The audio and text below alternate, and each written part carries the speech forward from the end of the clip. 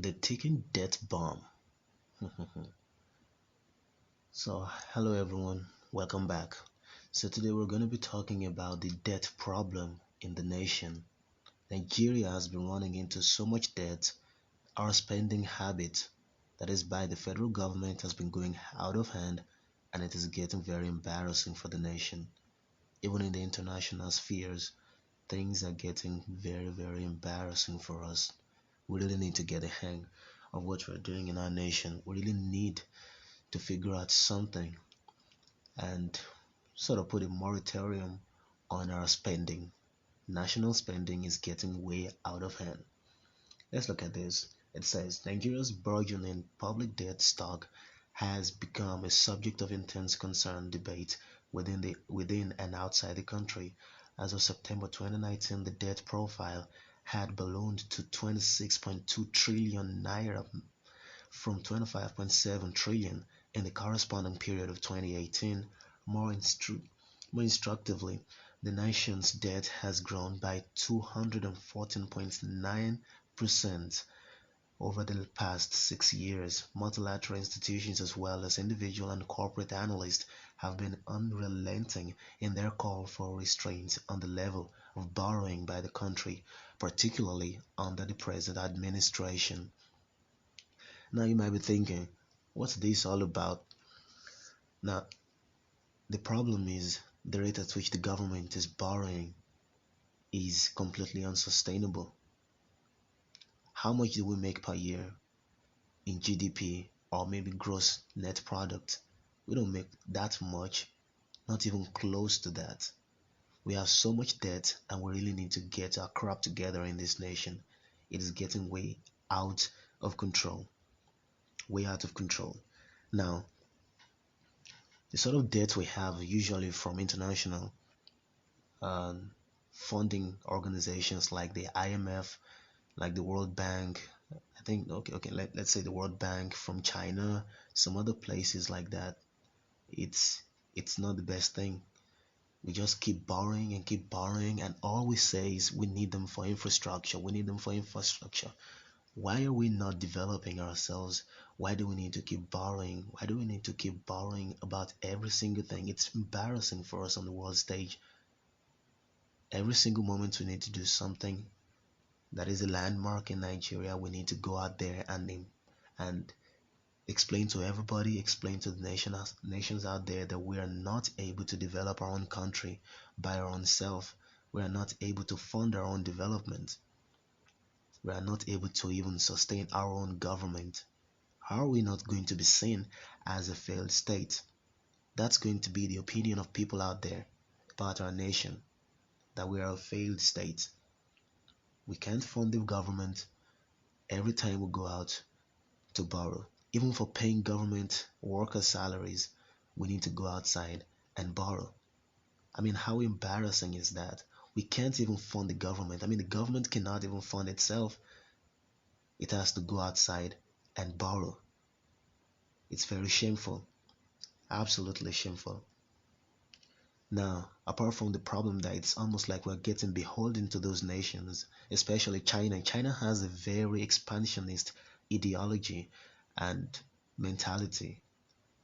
It's a major regional power, and it's a major contending, contending major world power compared to the United States.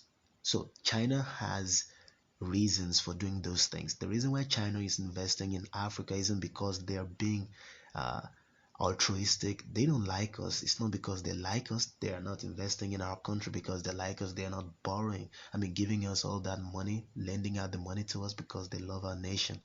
It's not because they want to see this place develop. I mean, China is a communist dictatorship. They don't care about this place. They don't care about us. It's all they want to get out of us that they care about. So they are taking over a whole lot of industry in Nigeria. They are establishing things here, and they are taking over whole swaths of industry in Nigeria. It's getting way out of hand. So much of the manufacturing in Nigeria is actually foreign owned. I mean, think about that. Mines, different other things owned by other nationalities, people from other nations. So we don't even have access or ownership of our own resources, of our own natural resources. And then we keep borrowing, getting ourselves indebted to these nations. It's completely ludicrous. It's completely crazy for us to keep doing that. It's just absolutely ridiculous. And it speaks very evil of our leaders for them to keep doing this, for them to keep indebting us to other nations. It's basically wickedness of those guys. And then one of the other problems is that we keep running deficits in our budget every single year. We keep proposing things that we cannot fund. I mean, what's our problem? It's not even like we are seeing all those developmental things they are talking about. We don't see them. They're going to build, construct roads and all sorts of things. We don't see those things. All the money allocated to those projects, we don't see them. So why do we have to keep borrowing these huge sums of money, indebting the nation, and we don't even see what they're using the money to do? It's very horrible.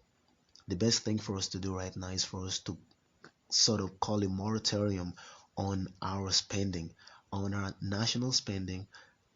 We don't need all those things. We don't need that much. For now, put a moratorium on government projects and things like that. We need to get our crap together. We need to be able to balance our budget. We need to be able to balance everything we spend. We need to understand by how much is the government running a loss, running a deficit in the national budget. And that's the only way for us to be able to root out and understand just by how much the government is defrauding us, or at least the people in the government are defrauding the nation, by how much the corruption in the nation is so deeply rooted. If we don't know by how much, if we don't know everything we need to understand, and we are not able to balance the budget, we are not going to be able to root out corruption in this nation, or at least root it out to a great extent. So all this cry about corruption is going to be a farce if we don't even understand how much the government is spending per year, and we can't even run the basic duties of the government without borrowing. It's essentially crazy. Now, there are basic things we can do, not so difficult, not even requiring excessive things or excessive steps by the government for us to bring our nation back from the brink of collapse, at least economic collapse. And one of those things is we need to eliminate the deficit. I've already mentioned that. Try to balance the budget. The second thing is we need to downsize the government. The federal government, I mean. The federal government is getting so large, and I guess one of the reasons is because much of the federal, much of the GDP, much of whatever is realized as revenue goes to the federal government at the expense of the state governments, or at least at the expense of the states. It's completely bad. It's completely horrible. The federal government takes over 52% of the revenue, and I guess about 20% goes to all the 36 states. I mean, in what world is that just? In what world is that sane? It's absolutely crazy. I don't know how we do that in this nation. And you know what? That is the reason why the federal government is so powerful, because it has so much money to throw around, and it's going to, as anyone that knows anything about government knows that government is going to misappropriate funds. It's just the natural thing about it. Governments are not effective in running things. They just aren't, because there's no profit motive, there's no risk for the government. Government is always going to be around, so they can mess around with the funds without being sure, at least being as close as possible to being sure that whatever enterprise they are entering into is going to bring about great is going to bring about great things, or at least results. There's no way for you to know that. It's it's just a farce. It's a farce. Anyways, there are many agencies in the government that need to be cut. Redundant agencies. Now, I'm not calling for people to be removed from their jobs. I'm not calling for people to lose their jobs or whatever, but there are just some agencies that need to be downsized or completely removed. I'm not going to be mentioning that right now, but I'm going to be mentioning that later on in future podcasts. It's a very important thing. Now, apart from that, another thing that we need to do is that we need to cut, and I mean this, we need to cut the allocation or the remuneration we're giving to the civil servants. And I don't even mean the civil servants. What I mean is the elected officials. They are supposed to be our servants, servants of the public, serving us, doing the job of the people. And why are they getting unnecessary amount of money as payment for doing the people's business? This is the reason why they kill each other. This is the reason why they use thuggery in order to get into position, because it's so lucrative. If we can do it in such a way that the government, the officials of the government, are not getting unnecessary amounts, disproportionately great amounts of money. It's not a means of accruing wealth. If we are able to do that, you're going to see so many of those crazy thieves leaving the government, because it's not going to be worth their time, it's not going to be worth their while. So they're going to go away from the government, and you will have, to a large extent, a good number of people who really would like to serve the people. It's not going to be because of the money, it's going to be because they really want to serve the people. And whatever they're getting is just going to be what is necessary for them to get by. That's what I'm talking about. So you have all these career politicians remaining in government for decades and decades, doing nothing, just consuming the public funds, consuming what the taxpayers have given out, consuming what is coming out from the revenue of the government, consuming all these things up. And then we complain that we don't have enough to fund national projects. How are we going to have enough to fund national projects when these people have gobbled everything up? The ridiculous amount of money given to senators per month, it's crazy, it's egregious, it's immoral. Given to senators that should serve us, given to House of Representative members, given to ministers. It's laughable. I mean, it's shameful for the nation.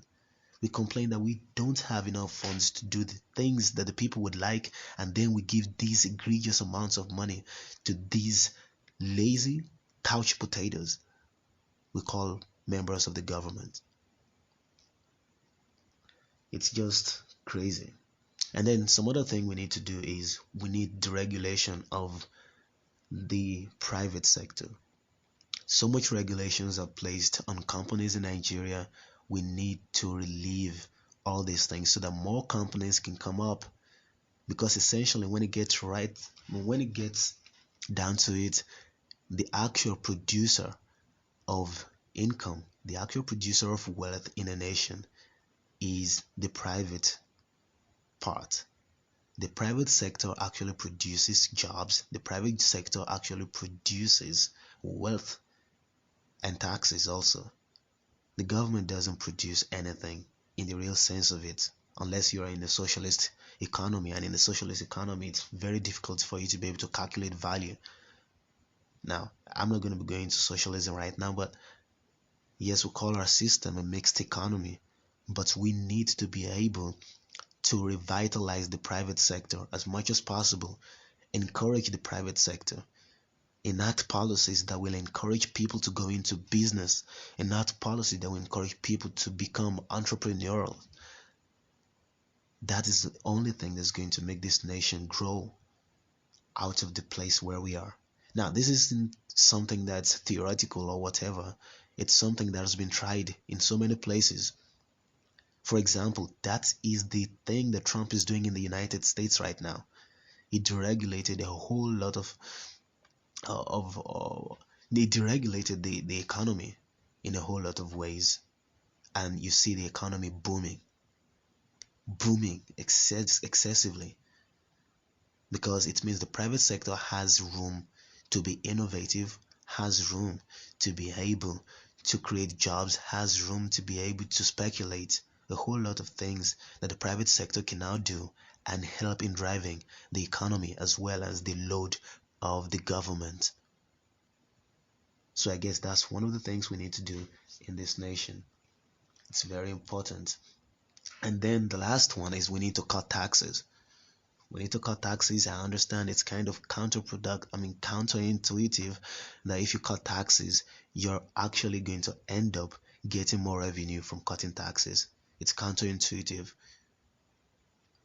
Naturally, you would think increasing taxes would provide more revenue for the government, but in the real sense, over time, it's only going to stymie production. It's only going to stymie the private industries.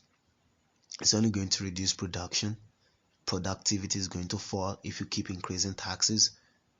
We need to cut taxes in order to stimulate the economy, in order to stimulate the private sector, and for us to be able to raise enough money for whatever we need within our nation, and quit all this nonsense of borrowing billions of dollars from foreign countries and getting the entire nation indebted to them. It's shameful. We need to stop that. We need to get our crap together. We need to make this nation great again. So that's it, everyone. Click on the subscribe button and click on the notification bell so that you can be notified anytime there is a new video uploaded, and share with your friends, and see you guys next time.